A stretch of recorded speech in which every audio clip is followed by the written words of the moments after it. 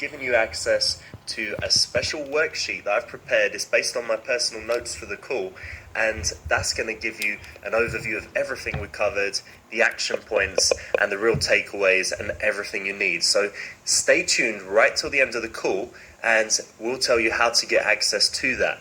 At the same time, you should probably be taking notes, writing down the key points, the things that are important to you that we cover, and that will really help you get the most out of it. So I've been going through these questions and something became very obvious to me very quickly. And that was that most of the questions that I was reading were exactly the same questions that I had at different points on my journey from AFC to PUA. But the thing is, on my journey, I didn't really have all the right answers. Sometimes I even got answers that were, to be honest, pretty shitty and sent me backwards. So what I'm going to make sure is that whatever point you're at, wherever you are, wherever you want to get to, I'm going to have the right answers, the things that will actually help you move in the right direction. Again, the stuff on this call is the stuff that I really wish that I knew, the things that would have cut time off my journey and made me achieve my goals a lot faster. So if you're looking to get the life you want, get the success with women that you want, but just haven't had the right answers up until now, this is the call for you.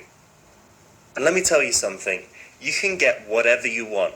Wherever you are right now, whatever position you're in, I can guarantee you that my state a few years ago was a lot worse. The situation I was in was a lot worse than wherever you are now.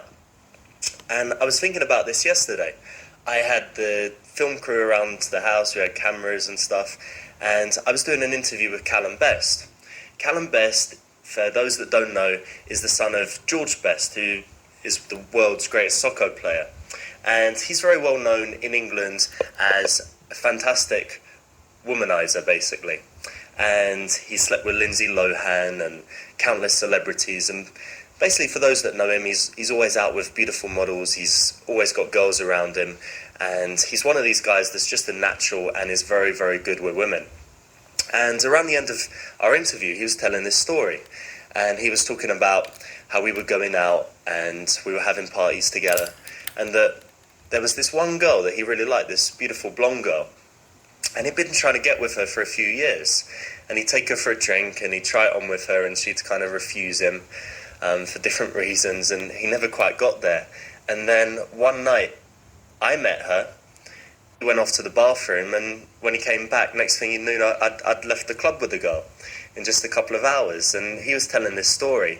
And for me, I was just like, yeah, that was just me doing my thing. But I started to think then in that moment of the guy I used to be and what a massive transformation that is and how, the things I'm doing now compared to what I used to do is just absolutely incredible. It would have been totally out of the realms of possibility. A few things enabled me to make that transformation. I used to be this guy, when I was very young, I was incredibly shy. I was a naturally shy kid. I was one of these children that didn't like meeting strangers. If someone new came to the house, I'd hide behind the chair for 6 weeks. The only 2 times that we didn't go were when we were traveling overnight between countries on a boat or a train or whatever. So I'd go out every single night with him. I'd see how he did things. And then I came back to London and I actually had parts of his game. I was doing things very similar to how he was. And this was, such an empowering feeling. I'd be in the club, there'd be all these other guys that, got laid when they were 14 and were pretty natural. And I'd be this guy that was a loser, that was called ugly at school, that didn't have any friends, had never socialized, not had much experience with women. But I was going in there and I was rolling around a high-end club and I was getting a bunch of girls. I closed 7 models at this fashion show once in front of him, and he was like, fuck, that's amazing. That was kind of the moment when he realized that I'd kind of got it and really got to that level. That was a few years ago. Since then, I've been refining things more and more. That doesn't mean that I'm sitting down studying it every day. It doesn't mean that I'm writing loads of stuff and thinking about things, but it's become part of my life. So I'm going out and I'm going to really nice clubs. one of the things that I've realised is that I'm very fussy when it comes to women.